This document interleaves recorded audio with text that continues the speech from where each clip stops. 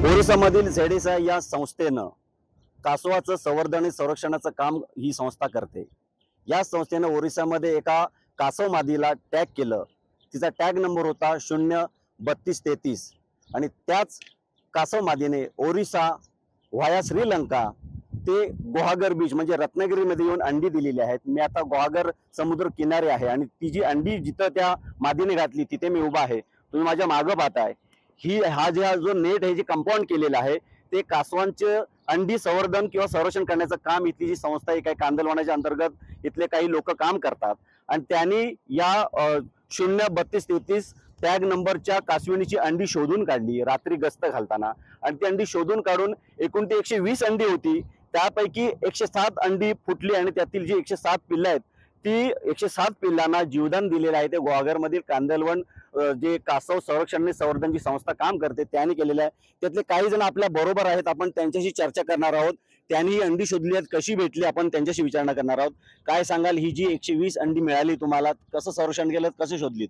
रात्री आम्ही 10च्या दरम्यान आम्ही इथे गस्त घालायला आलो होतो।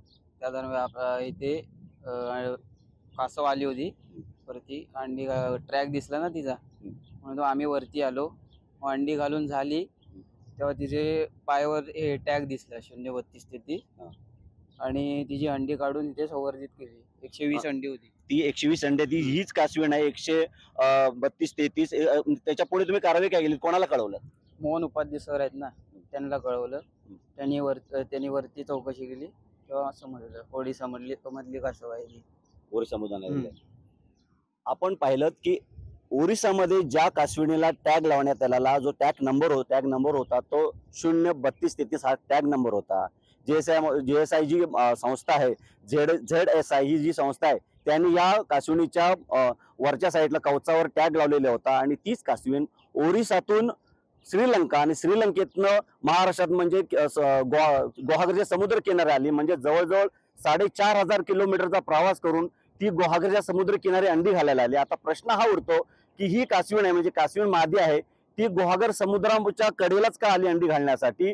इथे गुहागर समुद्र किनारी कासवांना अंडी घालण्यासाठी पोषक वातावरण आहे का, की मग नक्की जो प्राणी आहे म्हणजे कासव आहे त्याच्या नक्की सायकोलॉजी काय आहे, त्याची मानसिकता काय असते, हे सर्व ओळखण्यासाठी ही जी संस्था आहे ती काम करते। आणि आता याच्या पुढे हा प्रश्न आहे की नक्की अंडी एवढा 4500 किलोमीटरचा प्रवास करून ही कासवीण इथे येऊन अंडी का घातली, हा आता संरक्षणाचा किंवा मग शोधाचा प्रश्न आहे।